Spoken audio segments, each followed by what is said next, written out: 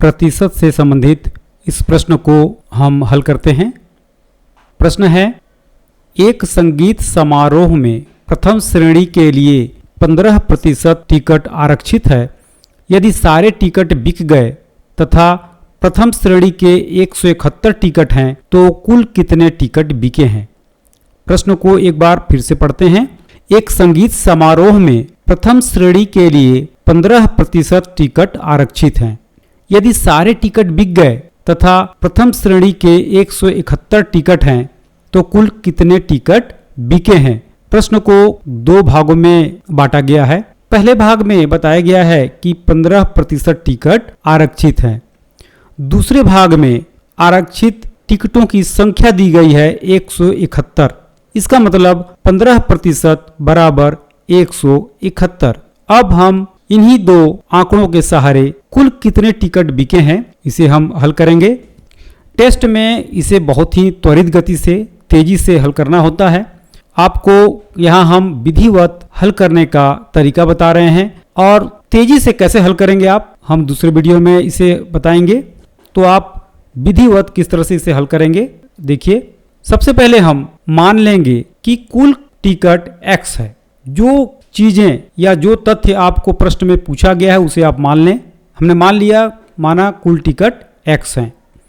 प्रश्न में दिया गया है कि 15% टिकट आरक्षित हैं। तो कुल टिकट x का 15% निकालने के लिए हम 15/100 का गुणा करेंगे। x का 15% दिया गया है, प्रश्न में 171 है। जैसा कि प्रश्न में आप पढ़े हैं कि कुल टिकट का 15% आरक्षित है। तो कुल टिकट हमने माना है x, तो x का 15% प्रश्न में दिया गया है 171। इसे हम हल करते हैं। x का गुणा 15 में 15x और 100 का गुणा 171 में।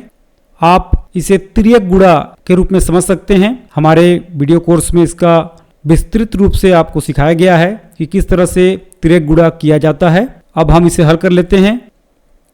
15x बराबर 171 गुणा 100, तिर्यक गुणा करने पर हमें प्राप्त हो गया 171 गुणा 100 यानी 17,100 और 15 पक्षांतर होके भाग हो जाएगा दाहिने ओर। 17,100 में 15 का जब हम भाग करेंगे तो हमें प्राप्त होगा, ये देखिए हम भाग कर रहे हैं 15 कम 15, और जब पूरा भाग करेंगे तो हमें प्राप्त हो जाएगा 1,140। इस तरह से कुल टिकटों की संख्या 1,140 प्राप्त होगा। टेस्ट में आप संक्षेप में इसे हल करेंगे। इस तरह से आपको करने की आवश्यकता नहीं है, केवल आपको गुणा भाग करना है। आगे देखिए, एक प्रश्न हम और लेते हैं। यह प्रश्न है लुप्त पदों को भरना। इसमें आपके तर्क क्षमता का परीक्षण होता है, किस तरह से आपके तार्किक शक्ति का परीक्षण होता है। देखिए, हम यहाँ पर एक प्रश्न लेते हैं। निम्न पैटर्न को देखते हुए लुप्त संख्या ज्ञात कीजिए। लुप्त संख्या, ये देखिए एक त्रिभुज में उसके बाहरी भुजाओं में कुछ अंक हैं और अंदर में एक अंक है। यहाँ पर भी देखिए दूसरे में जो दिया गया है बाहरी भुजाओं में जो अंक है तो दिखाई दे रहा है, लेकिन अंदर का अंतः भाग में जो अंक होना चाहिए वह लुप्त है। तीसरा भी देखिए, आप पैटर्न को समझिए। त्रिभुज के तीनों भुजाओं में अंक दिए हुए हैं और अंतः भाग में भी दिया हुआ है। पहले जो त्रिभुज है उसमें 7, 4, 9 बाहरी भुजाओं में है और अंतः भाग में 19 है। दूसरे त्रिभुज में भुजाओं में 9, 3 और 6 दिया गया है, अंतः भाग में कुछ नहीं है, विलुप्त है। उसी लुप्त संख्या को हमें ज्ञात करना है पैटर्न को देखते हुए। तीसरे त्रिभुज में दिया है 8, 5 और 12 और अंतः भाग में है 28। अब हम पहला त्रिभुज और तीसरा त्रिभुज, तो हम इसके पैटर्न को समझने का प्रयास करते हैं। देखिए, इसे बहुत ही आसान, जब आपको समझ में आ जाएगा तो बहुत ही आसानी तरीके से हल कर लेंगे। हम मुश्किल से आपको 20 से 25 सेकंड लगेंगे। पहले त्रिभुज के पैटर्न को समझते हैं। ये देखिए त्रिभुज है, त्रिभुज में पहले भुजा में 7, 9, 4 ये देखिए दिया गया है।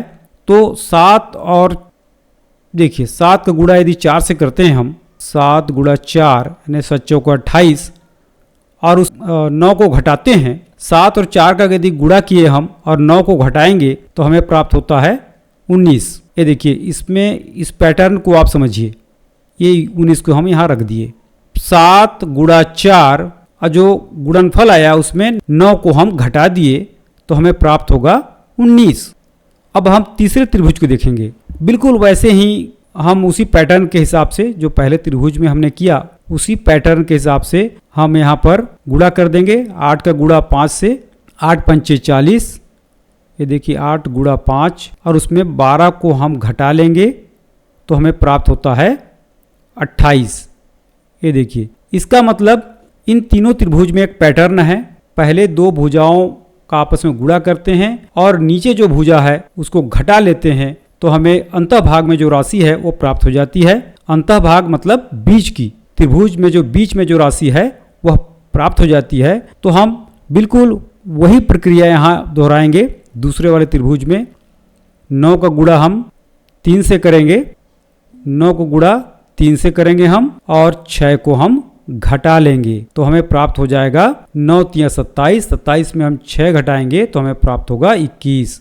इस तरह से हम बहुत ही आसानी से ऐसे पैटर्न के प्रश्नों को हल कर लेंगे, लुप्त पद को ज्ञात कर लेंगे। इस तरह के प्रश्नों को आप त्वरित गति से तेजी से हल करने का आपको अभ्यास करना है और सैकड़ों प्रश्न को हल किया हुआ यदि आप चाहते हैं तो हमारे YouTube चैनल को सब्सक्राइब करके रखिए। हम समय समय पर आपको लगातार ऐसे प्रश्न देते रहेंगे और हमारे वीडियो कोर्स जो कि पेन ड्राइव में, मेमोरी कार्ड में और हमारे ऐप के माध्यम से आपको प्राप्त होंगे।